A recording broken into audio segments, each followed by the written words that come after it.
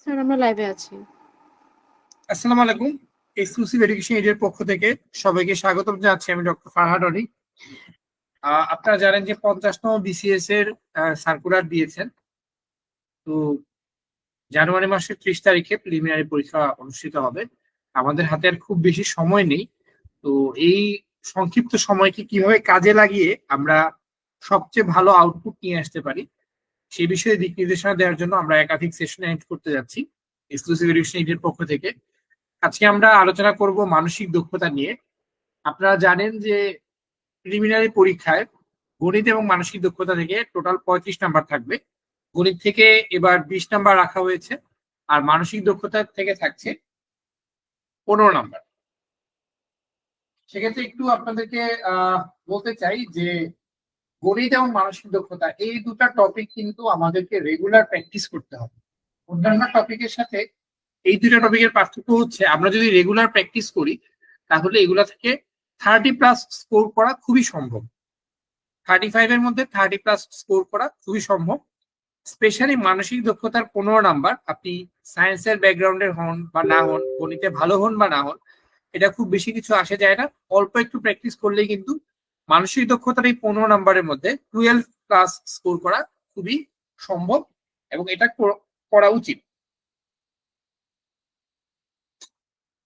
তো যারা আমাদের সাথে লাইভে যুক্ত হয়েছেন সবাইকে আন্তরিক শুভেচ্ছা জানাচ্ছি। আজকে আমরা মানসিক দক্ষতা নিয়ে কিছু আলোচনা করব এবং মানসিক দক্ষতার যে কমন কোশ্চেনের প্যাটার্ন যেগুলো আছে, সবচেয়ে কমন যেগুলো, সেগুলো আমরা একটু ডিসকাস করার চেষ্টা করব।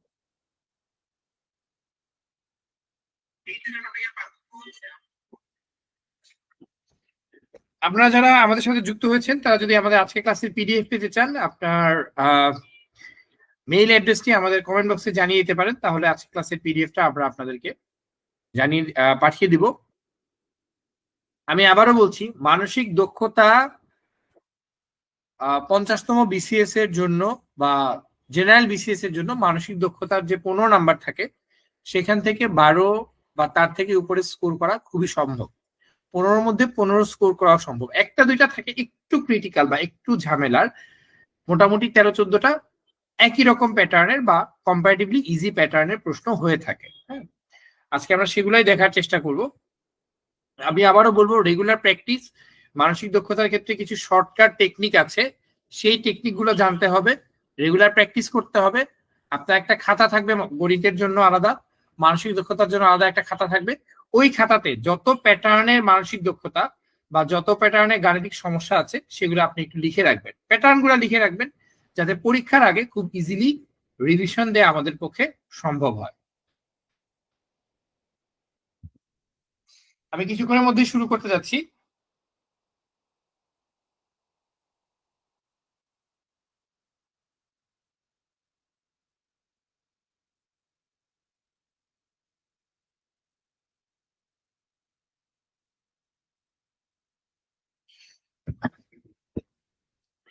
মানসিক দক্ষতার মোটামুটি 6 ধরনের টপিক আছে, যে টপিকগুলো থেকে প্রশ্ন হয়ে থাকে।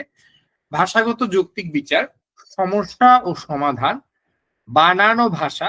মানসিক দক্ষতা কিন্তু বানান, মানসিক দক্ষতায় বানানো আসতে পারে, এটা বাংলা বানান হোক বা ইংলিশ বানান হোক, এটা একটু খেয়াল রাখতে হবে, যেটা ইউজুয়ালি গ্রামারের অংশ। হ্যাঁ, যান্ত্রিক দক্ষতা, স্থানাঙ্ক সম্পর্ক, সংখ্যাগত ক্ষমতা, এরকম 6টা টপিক থেকে বা সাব টপিক থেকে প্রশ্ন এসে থাকে এবং এগুলা থেকে কিন্তু বেশ কিছু কমন প্যাটার্ন দেখা যায়, যেগুলা থেকে আমরা প্রতি বছরই প্রশ্ন পেয়ে থাকি। আমি আবারও বলছি, যারা 50তম বিসিএস এ পরীক্ষার্থী যারা আছেন, প্রিলিমিনারি পরীক্ষার্থী, তারা যদি আমাদের আজকে ক্লাসের পিডিএফটি পেতে চান, একটু কষ্ট করে আপনাদের মেইল অ্যাড্রেসটি কমেন্ট বক্সে জানিয়ে দিবেন, সেই সাথে আপনাদের মেডিকেল কলেজ বা ইনস্টিটিউশনের নাম এবং সেশনটা জানিয়ে দিবেন। আপনারা 45তম বিসিএস এর রেজাল্টটা দেখেছেন, যেখানে চিকিৎসক এবং প্রকৌশলীদের মধ্য থেকে অনেকেই বিভিন্ন জেনারেল ক্যাডারে সুপারিশ প্রাপ্ত হয়েছে। 45তম বিসিএস এর পুলিশ ক্যাডারে ফার্স্ট, সেকেন্ড, থার্ড 3জনই কিন্তু চিকিৎসক। একজন সম্ভবত সোহরাওয়ার্দী মেডিকেল, একজন রংপুর মেডিকেল, আর আরেকজন রাজশাহী মেডিকেল, বা যাই হোক আমার ঠিক খেয়াল নেই। তো দেখেন জেনারেল ক্যাডারেও কিন্তু চিকিৎসকরা চাইলে অ্যাপ্লাই করতে পারেন। হ্যাঁ, এটা যদি আপনার ইচ্ছা থাকে, আপনার চেষ্টা থাকে, খুব বেশি কঠিন হবে না। এবং জেনারেল ক্যাডারে ভালো করার জন্য মূল হচ্ছে written exam. Written exam is very vital general ক্যাডারে আপনার একটা টপ একটা ক্যাডার পাওয়ার জন্য। আর ডাক্তারদের ক্ষেত্রে আমি বলবো আপনারা যদি প্রিলিমিনারিতে টিকতে পারেন তাহলে মোটামুটি আপনি ক্যাডার হয়ে যাবেন, এটা আশা করা যায়। 90% চান্স, 90 থেকে 95% চান্স। কারণ 45তম বিসিএস এও কিন্তু বেশ কিছু চিকিৎসকদের পোস্ট খালি গেছে। তো যারা যুক্ত হয়েছেন সবাইকে অনেক ধন্যবাদ। কষ্ট করে আপনার মেডিকেল কলেজের নাম বা প্রতিষ্ঠানের নাম এবং সেশন আমাদের কমেন্ট বক্সে জানিয়ে দিবেন। আর যারা আজকে ক্লাসের পিডিএফটি পেতে চান তারা তাদের মেইল অ্যাড্রেসটি কমেন্ট বক্সে জানিয়ে দিবেন। তো আমার মনে হয় আমরা শুরু করে দিই। আমি জাস্ট কয়েকটা প্যাটার্ন দেখাবো আজকে মূলত। হ্যাঁ, এবং পরবর্তীতে আমরা এরকম আরো ক্লাস নেওয়ার চেষ্টা করবো যেগুলোর মাধ্যমে আপনাদের প্রিলিমিনারি পরীক্ষার প্রিপারেশনটা একটা কম্প্যাক্ট প্রিপারেশন যাতে হয়ে যায় সেই চেষ্টা আমরা করবো। আচ্ছা, প্রথমে 44তম বিসিএস এ আসা একটা প্রশ্ন, সেটা আমি একটু ডিসকাশন করছি আপনাদের সাথে। যদি প্লে এর কোড, প্লে এটার কোড হচ্ছে 8123 এবং রাইমের কোড, রাইম এটার কোড হচ্ছে 49367 হয়, তাহলে মেইলের কোড কত হবে? তাহলে মেইল এর কোড কত? এর কোড দেখেন খুবই সহজ একটা প্রশ্ন।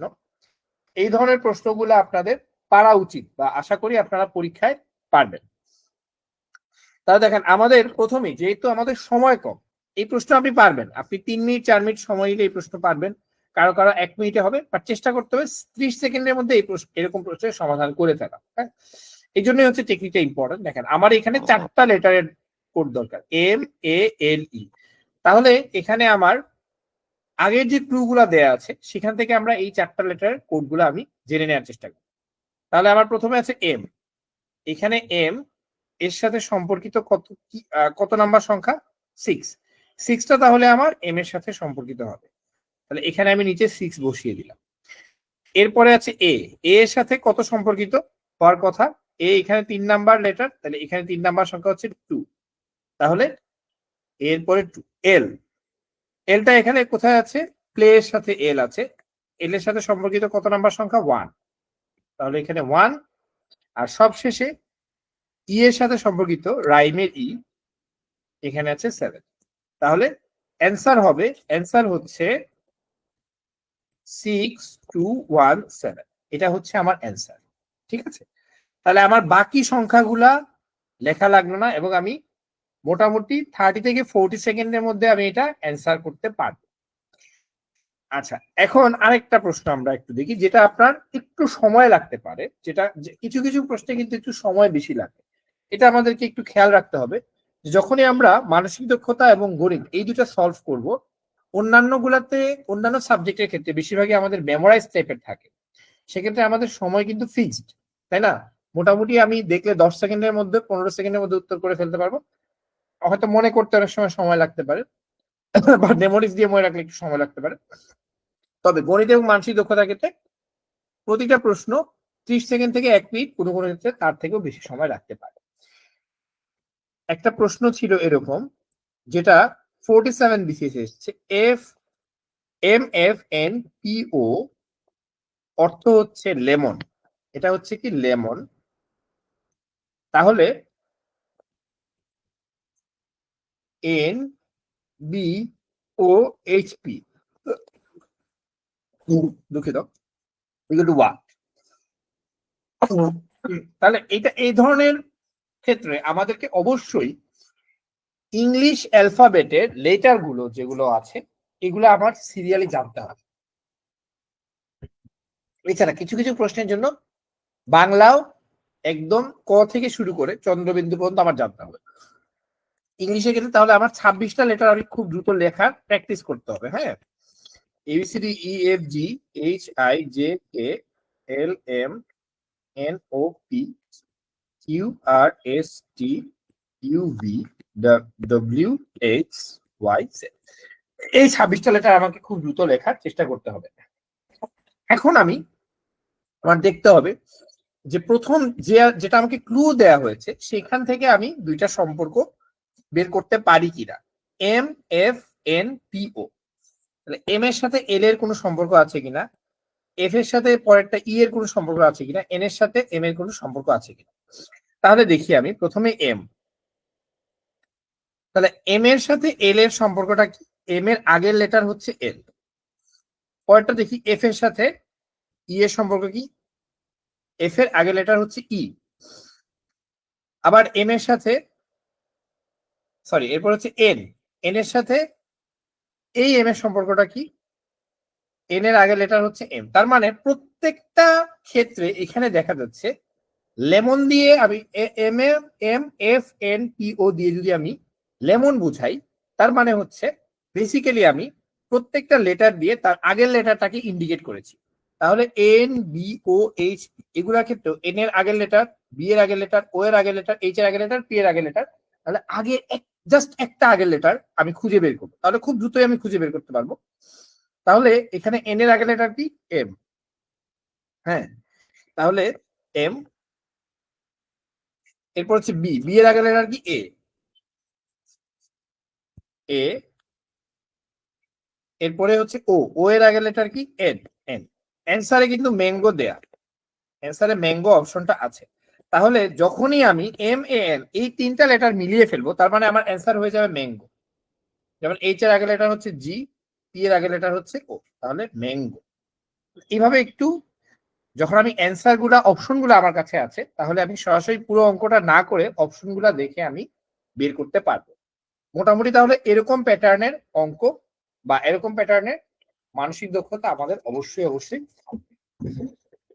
এখান থেকে প্রশ্ন আসবেই।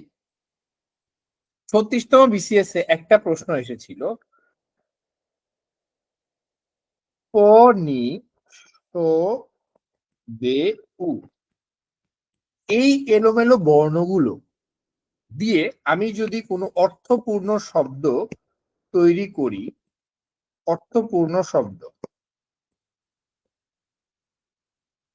হ্যাঁ, যদি কোনো অর্থপূর্ণ শব্দ তৈরি করা যায়, তার শেষ অক্ষর কোনটা হবে, তার শেষ অক্ষর কোনটি হবে, শেষ অক্ষর কোনটি।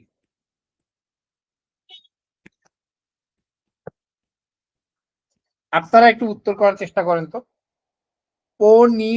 বে উ, এটা দিয়ে একটা অর্থপূর্ণ শব্দ তৈরি করে যদি আমি তৈরি করতে পারি, তাহলে তার শেষ অক্ষর কোনটা হবে, এটা একটু আপনারা বলেন।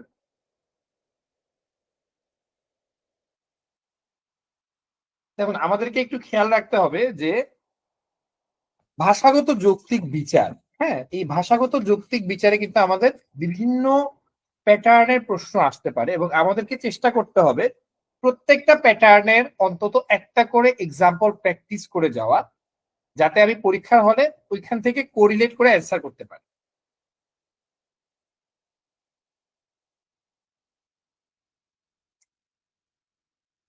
আহ মোহাম্মদ মোহাইমিনুল ইসলাম অ্যান্সার করেছেন, অনেক অনেক ধন্যবাদ। পাবলিহা ফাইরোজ চৌধুরী বলেছেন ব্যাংক, তিনি সম্ভবত আগেরটা উত্তর দিয়েছেন। আচ্ছা, তাহলে এটা হচ্ছে উপনিবেশ, তাই না? এখান থেকে একটা শব্দ তৈরি করতে পারলে আমি শব্দটা হবে কি, উপনিবেশ। তাহলে সেক্ষেত্রে সর্বশেষ অক্ষর হবে তালব্য স, তাই না? আচ্ছা, তাহলে এটা একটা প্যাটার্ন ছিল। আমি আরেকটা প্যাটার্ন আমি আপনাদেরকে দেখাচ্ছি, যেটা হচ্ছে বিভিন্ন ধরনের সম্পর্ক বের করা। হুম, এটা একটা বিসিএস এ আসা প্রশ্ন, 34তম বিসিএস এর একটা প্রশ্ন ছিল এরকম যে ক হচ্ছে খ এর পুত্র। প্রশ্নটা আমি একটু লিখছি, আপনারা দেখেন। ক হচ্ছে খ এর পুত্র, খ এবং গ পরস্পর বোন, মানে খ আর গ তারা হচ্ছে বোন। ঘ হচ্ছে গ এর মা, ঘ, ঘ হচ্ছে গ এর মা। অন্যদিকে চ ঘয়ের পুত্র, চ হচ্ছে খ, এটা হচ্ছে ঘ, নট গ, এটা হচ্ছে ঘ। হ্যাঁ, চ হচ্ছে ঘয়ের পুত্র। তাহলে চ এর সঙ্গে, চ এর সঙ্গে ক এর সম্পর্ক।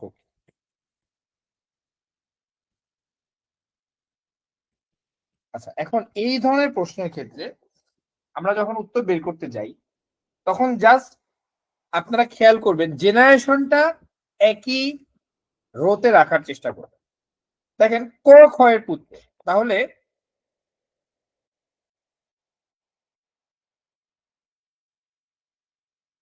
তাহলে খ হবে একটা জেনারেশনে, ক্ষয়ের ঠিক নিচে আপনি লিখবেন ক।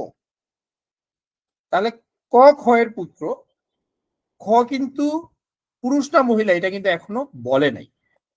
পরের লাইনে আমি দেখতে পাচ্ছি খ এবং গ পরস্পর বোধ, তাহলে খ হচ্ছে মহিলা, তাহলে খ হচ্ছে ক এর মা।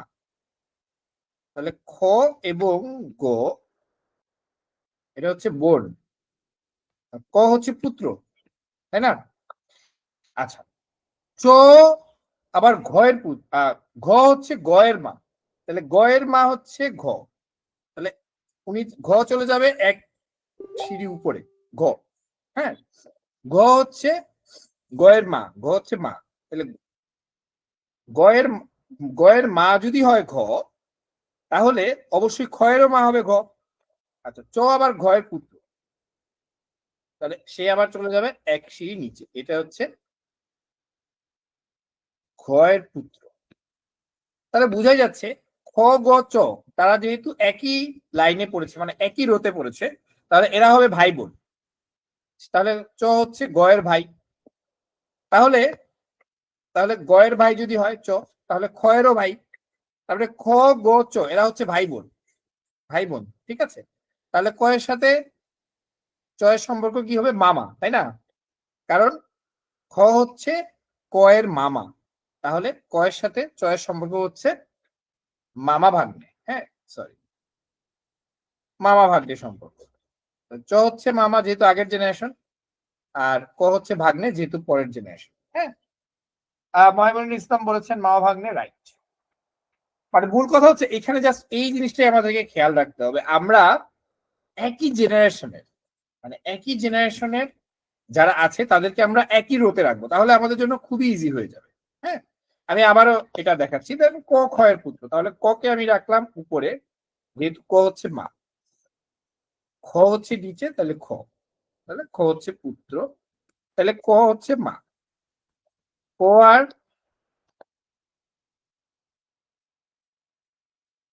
হ্যাঁ, সরি, এটা একটু উল্টা হয়ে গেছে, ক হচ্ছে ক্ষয়ের পুত্র, খ এবং গ পরস্পর বোধ, তাহলে খ হচ্ছে মা, তাই না? আবার ঘ হচ্ছে গ এর মা, তাহলে এক জেনারেশন উপরে চলে যাবে ঘ,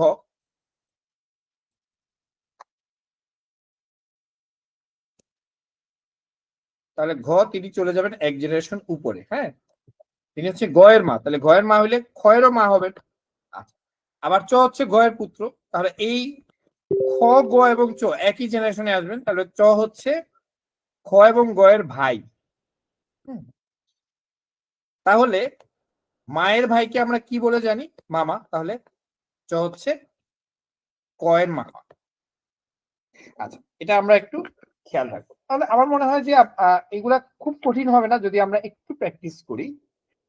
আরেকটা জিনিস একটু বলছি, সাদৃশ্য বা অ্যানালজি। হ্যাঁ, সাদৃশ্য বা অ্যানালজি, হ্যাঁ, এখান থেকে একটু বলি। এটা 41 বিসিএস একটা প্রশ্ন এসেছে।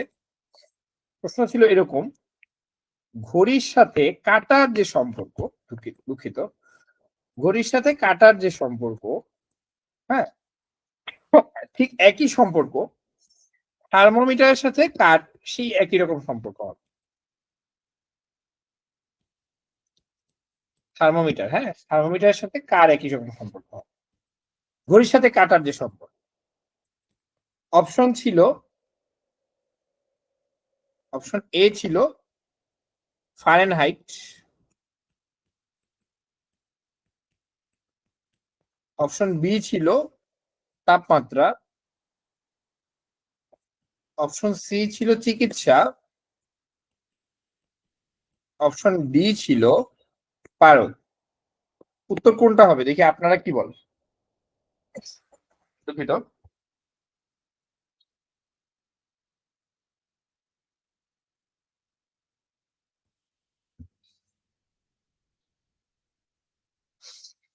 অ্যানালজি মানে হচ্ছে আপনাকে প্রথমে একটা সাদৃশ্য দেয়া থাকবে, দুইটা জিনিসের মধ্যে একটা সম্পর্ক দেয়া থাকবে, এবং পরবর্তীতে আপনাকে আরেকটা জিনিসের সাথে চতুর্থ আরেকটা জিনিসের সম্পর্ক বের করতে বলা হবে। আচ্ছা, উত্তর দিয়েছেন মোহামিনুল ইসলাম, ফাবলিহা, ফাইরোজ চৌধুরী, পারদ। হ্যাঁ, পারদটা কেন উত্তর? কারণ ঘড়ির কাঁটা দিয়ে আমরা সময়টা দেখি, তাই না? কাঁটাটা হচ্ছে আমার সেই উপকরণ যেটার মাধ্যমে আমি সময়টাকে চিহ্নিত করতে পারছি, তাই না? ঠিক একইভাবে থার্মোমিটারের পারদটা দিয়ে আমি সময়টাকে চিহ্নিত করতে পারি। এখন যদি ঘড়ির সাথে দেয়া হতো যে ঘড়ির সাথে সময়ের যে সম্পর্ক থার্মোমিটারের সাথে তার সেই সম্পর্ক থাকবে, তাহলে সেক্ষেত্রে হতো উত্তর হতো তাপমাত্রা, তাই না? কারণ ঘড়ি দিয়ে আমি সময় মাপি, থার্মোমিটার দিয়ে আমি তাপমাত্রা পাবো। আবার ধরেন ঘড়ির সাথে সেকেন্ডের বা ঘন্টার যে সম্পর্ক, সেকেন্ড তো সময়ের একটা একক, তাই না? থার্মোমিটারের সাথে তখন উত্তরটা কি হতো? ফারেনহাইট। ঠিক আছে, তাহলে এই জিনিসগুলো অ্যানালজি গুলো আমরা একটু চিন্তা করলেই বের করতে পারবো, খুব কঠিন কিছু না। আর তাহলে এটা একটা প্যাটার্ন ছিল। আরেকটা আমি একটু দেখাচ্ছি, যেটা হচ্ছে সাদৃশ্য দেখলাম আমরা, একটু বৈসাদৃশ্য। কোনটি ভিন্ন? 38 বিসিএস এর একটা প্রশ্ন ছিল এরকম, কোনটি ভিন্ন? হ্যাঁ, এর মধ্যে অপশন ক তে ছিল পিতল, খ তে ছিল তামা, গ তে ছিল লোহা, ঘ তে ছিল টিন। এই চারটার মধ্যে কোনটা আলাদা? আচ্ছা, উত্তরটা আমি বলে দিচ্ছি, উত্তরটা হচ্ছে পিতল। কারণটা হচ্ছে তামা, লোহা, টিন এগুলা সবই হচ্ছে মৌলিক পদার্থ বা মৌলিক ধাতু। তামা হচ্ছে কপার, লোহা হচ্ছে আয়রন বা Fe, আর টিন হচ্ছে Sn। এগুলো সংকেতগুলো আমি জাস্ট লিখে দিলাম। আর পিতলটা হচ্ছে একটা সংকর ধাতু, যেটা মূলত তামা এবং দস্তা এই দুইটার সংমিশ্রণে তৈরি, এই জন্য এটা ভিন্ন। হুম, আচ্ছা, একই রকম ভাবে এরকম যদি কোনো প্রশ্ন আসে, যেমন ধরেন কোনটা আলাদা? পৃথিবী, মঙ্গল, শুক্র, চাঁদ। এই এই চারটার মধ্যে কোনটা আলাদা? চাঁদ আলাদা, কারণ সবগুলোই গ্রহ, চাঁদ হচ্ছে একটা উপগ্রহ। এরকম জাস্ট সাদৃশ্য বৈসাদৃশ্য এগুলো আমরা একটু প্র্যাকটিস করলে আমরা পারবো। আচ্ছা, আমি আপনাদেরকে জাস্ট আরেকটা প্রশ্ন আমি দিচ্ছি, 44 বিসিএস এর একটা প্রশ্ন। ধরেন পি জে এর চেয়ে বড়, আপনারা নিজেরা একটু প্র্যাকটিস করেন, এটা পি জে এর চেয়ে বড়, এস এম এর চেয়ে বড়, আর এস এর মতো বড় না হলেও, আর এস এর মতো বড় না, তবে জে এর চেয়ে বড়। কে? আর, হ্যাঁ, আর এস এর মতো বড় না হলেও তবে জে এর চেয়ে বড়। এম জে এর মতো বড় নয়, মতো বড় নয়। হুম, সবচেয়ে ছোট কোনটি?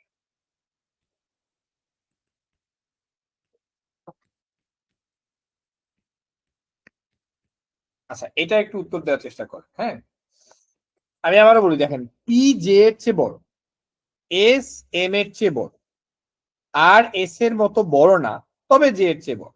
আর হুম, এম জে এর মতো বড় নয়, সবচেয়ে ছোট কোনটা? এই যে কথার মধ্যে কিন্তু কিছু প্যাচ আছে।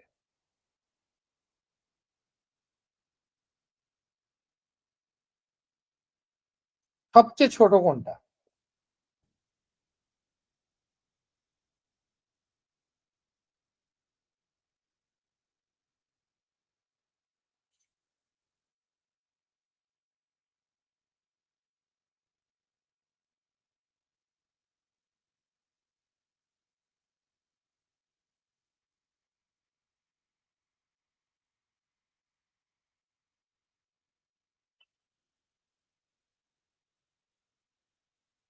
আচ্ছা, এগুলার ক্ষেত্রে আমরা প্রথমে যেটা করব যে সবগুলার একটা সম্পর্ক বের করার চেষ্টা করব।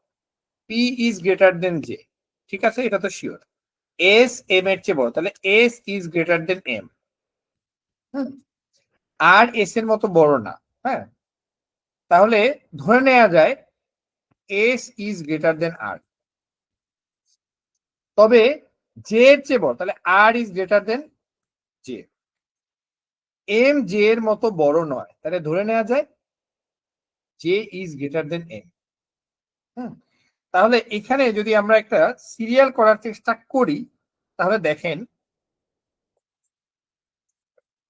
ধরেন পি এখানে রাখলাম, পি কিন্তু গ্রেটার দেন জে, জে কিন্তু গ্রেটার দেন এম। হ্যাঁ, আবার এইদিকে আরো জে এর থেকে বড়, দেখেন আর কিন্তু জে এর থেকে বড়। আবার এইদিকে এস কিন্তু আর এর থেকেও বড়, মানে এস হবে এখানে। আচ্ছা, এখান থেকে আমরা ধরে নিতে পারি সবচেয়ে ছোট হচ্ছে এম। কেন? কারণ এম এর থেকে ছোট আর কেউ নেই। যতগুলো তুলনা করা হয়েছে এর মধ্যে সবাইকে বড় বলা হয়েছে, কোনো জায়গায় এম কে কারো থেকে বড় বলা হয় নাই। তাহলে এখানে সবচেয়ে ছোট হচ্ছে এম। ঠিক আছে, আমরা সবগুলো একটা একই সিকোয়েন্সে আনার চেষ্টা করব এবং এখান থেকে সবচেয়ে বড় বা সবচেয়ে ছোট কোনটা সেটা বোঝার চেষ্টা করব। ঠিক আছে, আচ্ছা,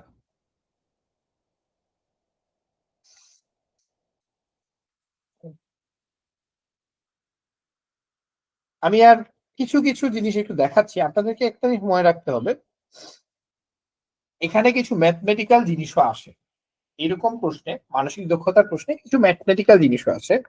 যেমন 25তম বিসিএস এ একটা প্রশ্ন এসেছিল, সহজ প্রশ্ন আসে কিন্তু, হ্যাঁ, খুব সহজ প্রশ্ন আসলেও কিন্তু আমরা অনেক সময় কনফিউজ হয়ে যাই। যেমন 45তম বিসিএস এ একটা প্রশ্ন এসেছে যে কাগজের প্রতি পাতা বিক্রি হয় 21 পয়সা, তাহলে 4 পাতা কত পয়সায় বিক্রি হয়? একদম সহজ একটা গুণের অঙ্ক। 4 × 21 কত? 84, উত্তর ছিল 84। কিন্তু অনেকে এটাতে কনফিউজ হয়ে গেছে যে এত সহজ প্রশ্ন কি পরীক্ষায় আসতে পারে, বিসিএস প্রিলিমিনারি পরীক্ষা? হ্যাঁ, আসতে পারে, কোন সমস্যা নেই। আচ্ছা, একটু এর থেকে একটু কঠিন অঙ্ক আমি একটু দেখাচ্ছি। কঠিন না, আসলে সহজ। যদি 15টি পোশাকের মধ্যে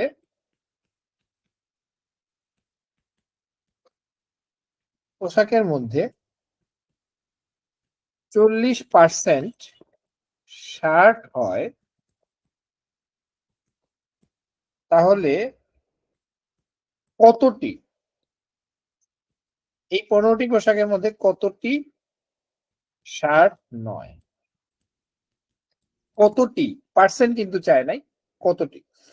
উত্তর ছিল, উত্তর অপশনে ছিল 6, 9, 12, 10। হ্যাঁ, খুবই সহজ একটা প্রশ্ন। জাস্ট আমাদেরকে বুঝতে হবে যে 15টা পোশাকের মধ্যে 40% শার্ট, মানে শার্ট কয়টা এবং শার্ট নয় কয়টা। তাহলে 40% যদি শার্ট হয়, তাহলে শার্ট নয়, 9 সমান কত? 100% মাইনাস 40% সমান 60%, মানে 60%ই শার্ট। তাহলে 15 এর 60% সমান কত? 15 গুণ 60 ডিভাইডেড বাই 100। ঠিক আছে, তাহলে শূন্য দিয়ে শূন্য আমি কাটলাম, এখানে 2, 5 দিয়ে যদি কাটি তাহলে এখানে হবে 3, 2 কে এখানে, 6 কে 2 দিয়ে কাটলে 3 সমান 9। তাহলে উত্তর হচ্ছে 9।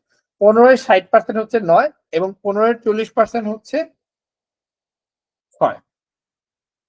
এরকম ভাবে আমাদের সহজ ঐকিক নিয়মের অঙ্ক কিন্তু আসতে পারে মানসিক দক্ষতার অঙ্ক হিসেবে, এটা আমাদেরকে খেয়াল রাখতে হবে। একটা অঙ্ক কাছাকাছি, খুবই সহজ, এটা 37 বিসিএস এসেছে। 5 এর কত শতাংশ? মানে 5 যদি 100 হয়, খুব ভালো করে খেয়াল করেন আপনারা, 5 যদি হয় 100%, তাহলে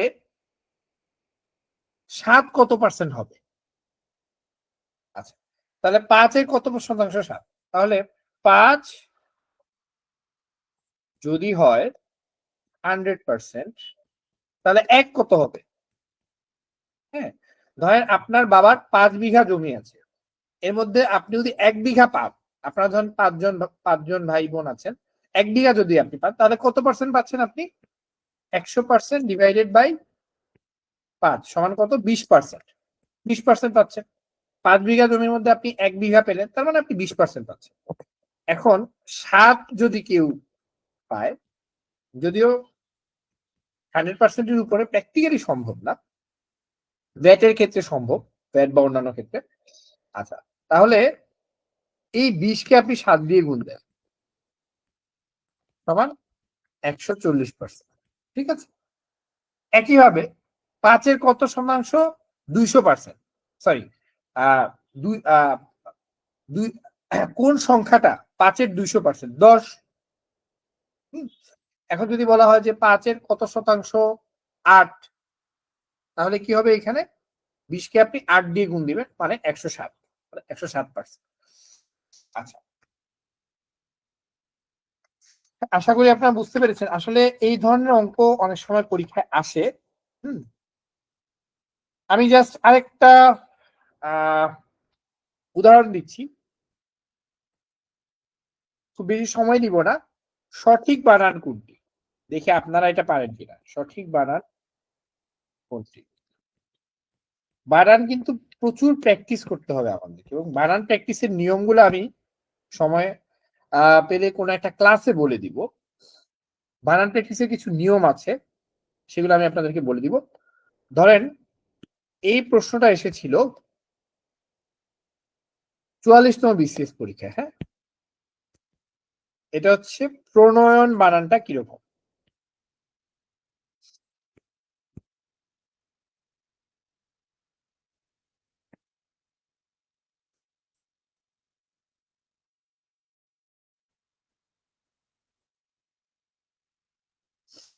এখানে দন্তন আছে, মূর্ধন্য আছে। দন্তন এবং মূর্ধন্য এর মধ্যে কোনটা কোথায় বসবে, এই জিনিসটাই জাস্ট আমাদেরকে জানতে হবে। হ্যাঁ,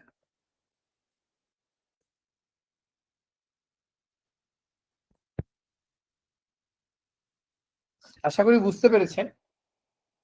এখানে আমি দুইটা নো দিয়েছি, একটা হচ্ছে মূর্ধন্য, একটা হচ্ছে দন্তন্য। দন্তন্বয়ের উপরে একটা মাত্রা দিয়েছি, মূর্ধন্যের উপরে কোনো মাত্রা দেইনি। হ্যাঁ, আর এইভাবেই লিখতে হয়। দেখি আপনারা একটু অ্যান্সার করার চেষ্টা করেন।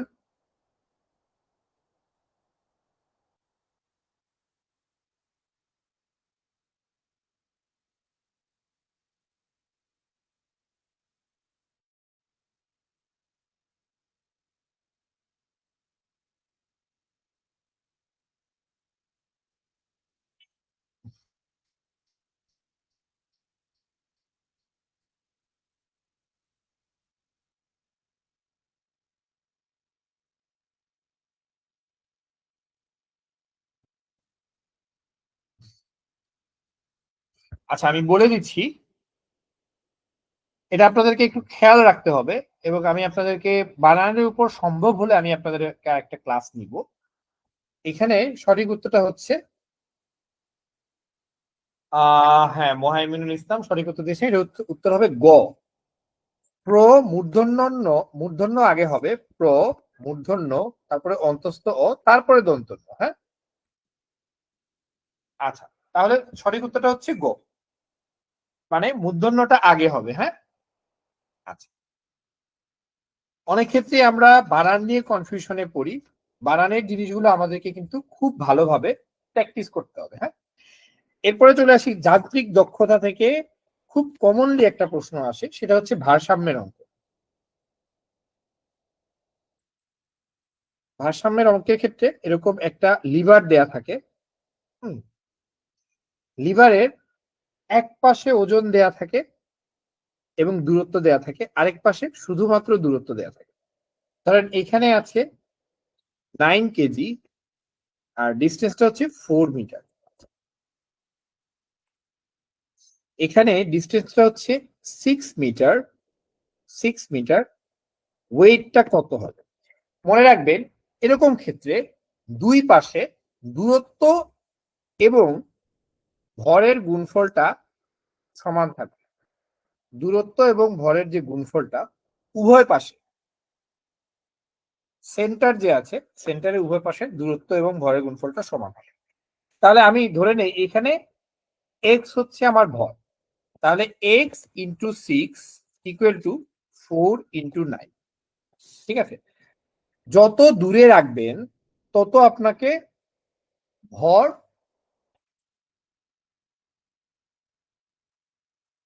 আমি আপনাদেরকে দেখাই দিচ্ছি, এক্স ইন্টু 6 ইকুয়াল টু 36। তাহলে x equal to 36 divided by 6 equal to 6। তার মানে আপনি যত দূরে রাখবেন তত আপনার ভর কম দিলেও হবে, আর যত কাছে রাখবেন তত আপনাকে ভর বেশি দিতে হবে। হ্যাঁ, এখন যদি এই ডিস্টেন্সটা 12 মিটার হতো তাহলে 3 12 36, মাত্র 3 কেজি দিলে আমার এখানে হতো। আর এখানে যেহেতু 6 মিটার দূরত্বে আছে সেক্ষেত্রে আমাকে ওজন দিতে হচ্ছে 6 কেজি। জাস্ট কনসেপ্টের জন্য আমি বলছি আপনাকে। হ্যাঁ, আমাদের মূল কথাটা হচ্ছে এটা, দূরত্ব এবং ভরের গুণফল দুই পাশে সমান থাকবে। ঠিক আছে, এখান থেকে আমার যত ধরনের প্রশ্নই আসুক না কেন আশা করি আমরা পারব।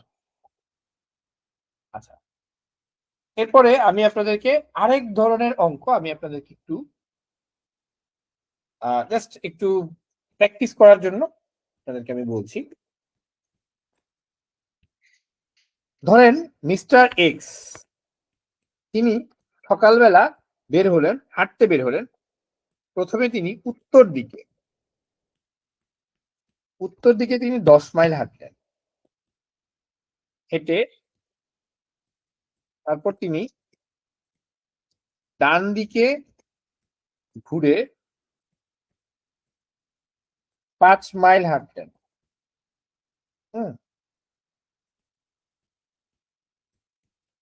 তারপর আবার ডান দিকে ঘুরলেন। তারপর দুঃখিত, এটা সমস্যা হচ্ছে। আচ্ছা, তারপর আবার ডান দিকে ঘুরে 2 মাইল হাঁটলেন।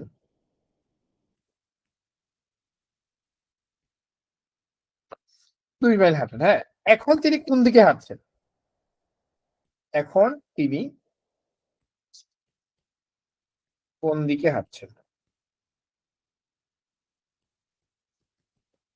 আচ্ছা, এখন দেখেন এটার ক্ষেত্রে, এই ধরনের অঙ্কের ক্ষেত্রে আমরা যা দিকগুলো তো আমরা জানি তাই না, উপরের দিকে উত্তর, নিচের দিকে দক্ষিণ, ডান দিকে হচ্ছে পূর্ব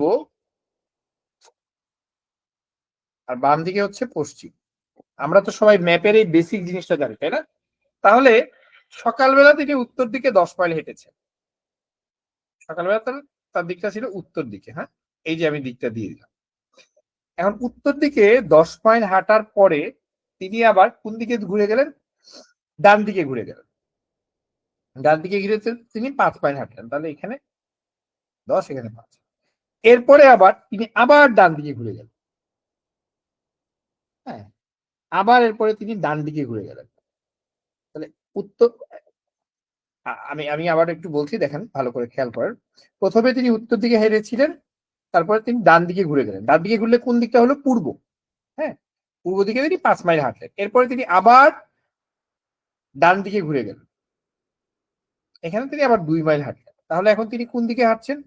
পূর্ব দিকের ডান দিক হচ্ছে দক্ষিণ দিক, তার মানে তিনি এখন এই মুহূর্তে হাঁটছেন কোন দিকে? দক্ষিণ দিকে। জাস্ট একটা ম্যাপের মতো একে উত্তর, দক্ষিণ, পূর্ব, পশ্চিম যদি আমরা চিহ্নিত করতে পারি তাহলে আমি এখানে খুব ইজিলি বের করতে পারি। এই ধরনের অঙ্ক থেকে কিন্তু পিথাগোরাসের অঙ্ক আসতে পারে, মানে এই ধরনের প্রবলেম থেকে পিথাগোরাসের সূত্র দিয়ে অঙ্ক আসতে পারে। সেটা আমি আজকে আর দেখাচ্ছি না, আমরা পরবর্তীতে আরেকটা ক্লাসে দেখিয়ে দিব। হ্যাঁ, সর্বশেষ আমি আরেকটা অঙ্ক, খুব সহজ একটা অঙ্ক, এটা আমি আপনাদেরকে দেখাচ্ছি। সিরিজের অঙ্ক। সিরিজের অঙ্ক খুব ইজিলি আসতে পারে, মাঝে মাঝে একটু কঠিন করেও আসতে পারে। আমি সহজটা দেখাচ্ছি আপাতত। এটা 44তম বিসিএস এসেছিল, 23তম বিসিএস এসেছে।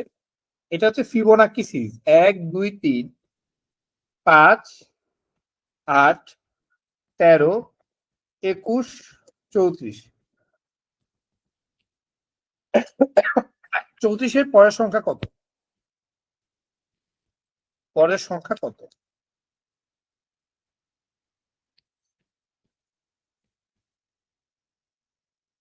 তাহলে আমরা এখানে দেখতে পাচ্ছি,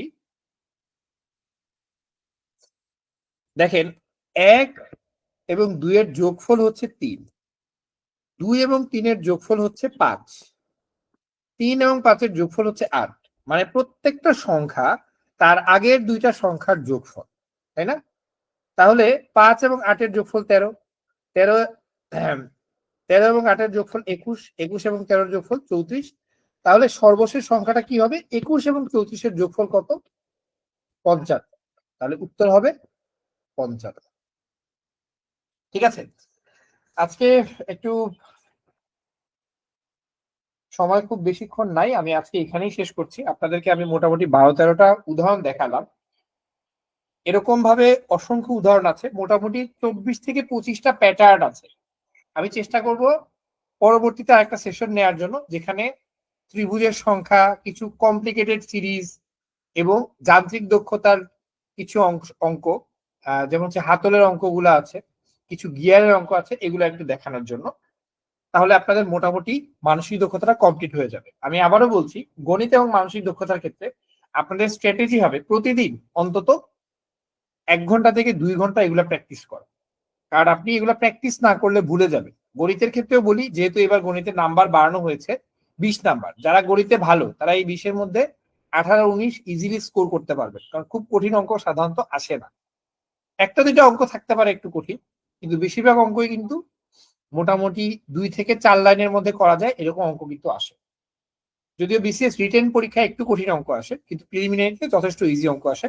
আপনারা যদি একটু প্র্যাকটিস রাখেন তাহলে খুব ইজিলি অ্যান্সার করতে পারবেন। অঙ্কের ক্ষেত্রে কিছু শর্টকাট নিয়ম আছে, এগুলো আমরা ক্লাসে বলে দিব। মানসিক দক্ষতার ক্ষেত্রেও আরো কিছু শর্টকাট নিয়ম আছে, যেগুলো আমরা ক্লাসে বলে দিব। আজকে বিদায় নিচ্ছি, সবাই ভালো থাকবেন। আর পরবর্তীতে কোন টপিক নিয়ে আপনাদের সাথে ক্লাস নিতে পারি আমরা, সেটা কমেন্ট বক্সে জানিয়ে দিতে পারেন। আজকে এটুকুই। আমি যেগুলো দেখালাম এই ধরনের টাইপস গুলো আপনারা প্র্যাকটিস করতে থাকেন, এবং আপনারা একটা খাতা বানাবেন, যে খাতায় এই প্যাটার্ন গুলো আপনারা একটু লিখে রাখবেন। সবাইকে অনেক ধন্যবাদ, ভালো থাকবেন, শুভরাত্রি।